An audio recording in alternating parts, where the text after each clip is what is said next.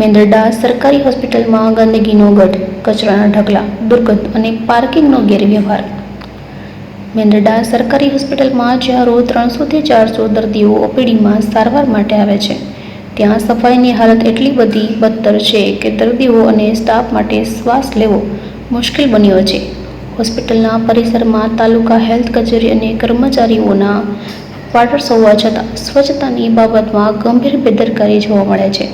હોસ્પિટલના પાછળના ભાગમાં જ્યાં તાલુકા હેલ્થ ઓફિસરની કચેરી આવેલી છે, ત્યાં કચરાના ઢગલા ખડકાયેલા છે અને દુર્ગંધ એટલી તીવ્ર છે કે લોકો નાક દબાવીને ચાલવા મજબૂર બન્યા છે.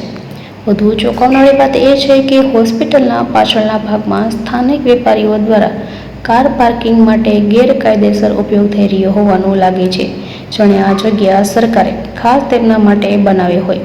આ વિસ્તાર ગંદકીનો અડ્ડો બની ગયો છે, જે હોસ્પિટલની ગરિમાને નુકસાન પહોંચાડે છે.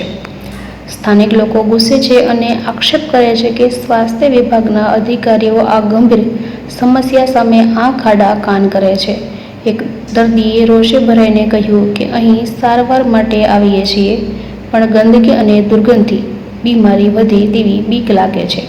દર્દીઓ અને સ્થાનિકો હવે રોષભેર માંગ કરી રહ્યા છે કે તાત્કાલિક સફાઈ અભિયાન શરૂ કરવામાં આવે, પાર્કિંગના ગેરવ્યવહાર પર રોક લગાવવામાં આવે અને હોસ્પિટલને સ્વચ્છ બનાવવામાં આવે. પ્રશ્ન એ છે કે જે તંત્ર લોકોના સ્વાસ્થ્યની જવાબદારી ઉઠાવે છે, તે ગંદકીના ઢગલા અને અનધિકૃત પાર્કિંગ સામે ક્યારે ઝાડુ ઉપાડશે?